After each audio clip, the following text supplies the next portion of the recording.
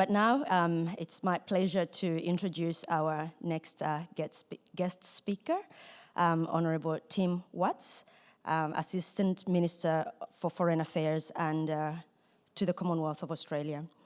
Honourable Tim Watts is the federal member of Gellibrand, did I pronounce that correctly? Gellibrand? And has served as Assistant Minister for Foreign Affairs in the Albanese government since 2022.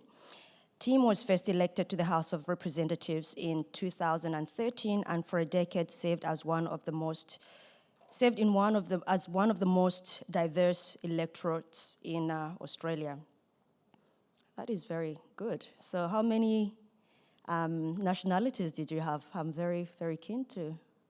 I'll answer on the stage. That's good. Perhaps maybe something in Swahili. Before entering Parliament, Tim worked in the technology sector as a senior manager at Telstra and as a solicitor at Mallesons Stephen Jacks, now King & Wood Mallesons. So if we need a lawyer, we also know where to go. Tim worked on critical tech issues, including the rollout of the National Broadband Network, the auction and distribution of sections of the radio communications spectrum and network pricing regulation. He also worked as Deputy Chief of Staff for the Minister for Communications and Senior Advisor to the Victorian Premier. Tim has authored 2 books. I hope they're here for signing. Get your book signed because when you sell them, you actually get more value. Yeah, The Golden Country, Australia's Changing Identity, and 2, features Australia at a Critical Moment, along with co-author and fellow MP Claire O'Neill. Ladies and gentlemen, please welcome to the stage Honourable Tim Watts.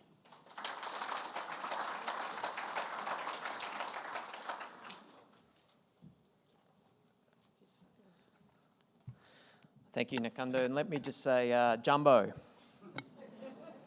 Wasili Watts speaking to you here today. It's great to be back here at Africa Down Under. Ministers, delegates, members of the Diplomatic Corps and distinguished guests, let me begin by acknowledging the traditional owners of the land in which we meet, the Whadjuk Noongar people. And I pay my respects to their elders past and present and extend those respects to any Aboriginal and Torres Strait Islander peoples with us here today. Let me also acknowledge His Excellency President Masisi, who was the headline speaker at this year's event. It's a great credit, Bill, to the conference to have a speaker of his calibre. I was very pleased to be able to welcome him to Canberra earlier this week, and I've heard good reports from his engagement with the Governor-General already, so already having a very significant impact. And Bill, let me acknowledge you and the extraordinary efforts you've put into this conference over so many years and what is really a landmark for Australia's engagement with the continent. And congratulations. My ministerial colleague, Madeleine King, the Minister for Resources, who we just heard from. It's a great pleasure to be with you here this morning. Australia is home to the oldest continuous culture on Earth. Aboriginal and Torres Strait Islander peoples were Australia's first diplomats, our first traders, with connections spanning the globe. And we continue to learn from their complex knowledge and experience and incorporate First Nations views into policy and practice. Australia's diversity connects us with every corner of the world, and this includes the about 400,000 Australians with heritage from the continent of Africa. People of African descent have lived in and contributed to Australia for hundreds of years. And in my capacity as an MP, I'm proud to represent one of the most diverse electorates in Australia. My community is home to many of Australia's most significant African Australian diaspora communities. In fact, in the community that I represent, around 70% of my voters are either born overseas or have a parent born overseas, including many people from the continent. And today, African Australian diaspora communities play a significant role in welcoming new migrants, helping them feel at home and providing advocacy for African Australian communities across the country. And I acknowledge the substantial contributions of that community and their role in connecting Australia with the continent, including newly in our parliaments in Australia. In my 16 months as the Assistant Minister for Foreign Affairs, I've had the privilege of visiting Africa twice and visiting 5 countries, visiting Ethiopia, Ghana, Kenya, Morocco and South Africa. In addition to ministerial colleagues who have attended CHOGM and COP27 summits on the African continent in the last 12 months too. I was also very pleased to be able to attend the African Union Summit as the Australian representative for the first time in around half a decade, meeting bilaterally with many continents, counterparts from the continent. And during these engagements and in others since, we've reinforced our shared beliefs in a rules-based international system, a system that benefits all countries, that leaves no country behind, and builds a world where no country dominates and no country is dominated.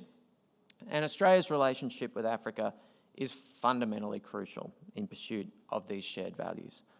We're committed to building on our existing relationships in Africa and creating new ones. Since 2016-17, our goods and services trade with Africa has increased by more than 50%. It's currently valued at more than $11 billion, and mining, of course, is a huge area of cooperation with large numbers of Australian companies involved in mining in Australia, an investment worth around $40 billion. We're committed to growing this investment and working together to make the sector more resilient. We're also working to grow the sector. And one area of growth, as Minister King highlighted, comes from increased efforts to tackle climate change. The path to net zero, the path to beating climate change runs through critical minerals. And critical minerals and other energy transition minerals are essential for technologies like solar batteries, storage batteries, electric vehicle motors, solar panels and wind turbines. Demand for these technologies is projected to skyrocket over the next 3 decades as we make that green energy transition. And Australia and African partners are poised to seize the opportunities in this sphere. Sustainable development and high environmental, social and governance standards are at the heart of Australia's resources industry, both domestically and in Africa. And we're continuing to strengthen these standards to make our domestic mining sector more resilient. And Australia's new critical minerals strategy will ensure that government action promotes the livelihoods of our communities, small remote towns, women's economic empowerment and First Nations peoples. Now, alongside opportunities comes risks that we need to carefully manage. And later this month, we will host the West African Mining Security Conference in Ghana, where we will focus on overcoming threats to mining personnel and operations in Africa. The scourge of terrorism remains a threat to peace and security in parts of Africa. And we've partnered with African countries to fight terrorism, including in the Sahel. Australia has invested over $8 million in counter-terrorism and countering violence extremism programming efforts since 2020-2021, including through the International Counter-Terrorism Academy in Côte d'Ivoire.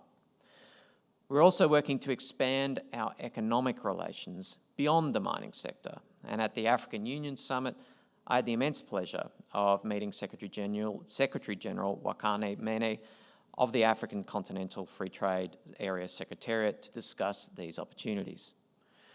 Australia supports the implementation of an African Continental Free Trade Area. It would be transformative for the Indo-Pacific and the Indian Ocean Rim, particularly for the young people in our shared regions. 70% of the population of sub-Saharan Africa is under the age of 30, and increasingly more educated and increasingly joining the growing global middle class. And these young people are our future leaders, and we need to do everything that we can to make their future a prosperous one. Education is a key part of how we equip young people to deal with the complex challenges of today and the future. And Australia wants to share our knowledge and expertise in areas of common interest, including through short courses available to African participants under the Australia Awards Africa program.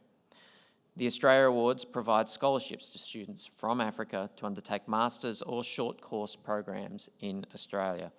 And the awards are a channel to share knowledge and expertise, contributing to our shared pursuit of sustainable development.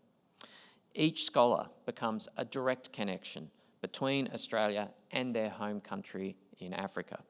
And I'm pleased that later this year, African participants will join a mining governance short course aimed at supporting governments to sustainably develop and regulate their mining sectors.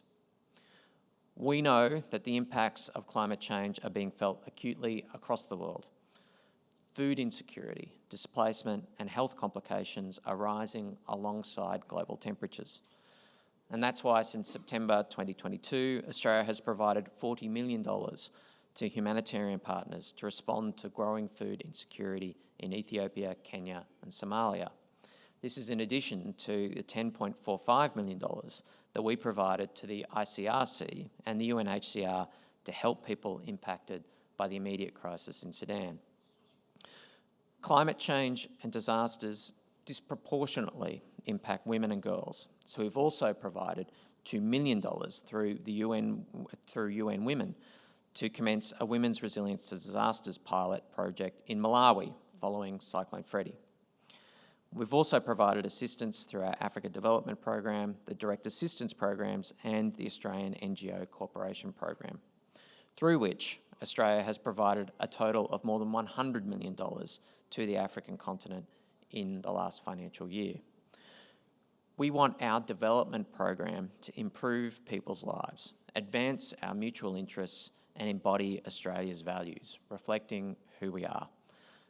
The Australian government, I acknowledge, has not always engaged with the African continent and African nations as deeply or as knowledgeably as we could have. The Australian government is working to change that. We're listening to the Australian African diaspora communities across our country and to our African counterparts internationally. And we're committed to working with everyone in this room to achieve stronger relationships with Africa and African countries. Relationships that will underpin a world of peace and prosperity, with a future where sovereignty is respected, no country dominates, and no country is dominated. Thank you, and enjoy the rest of the conference.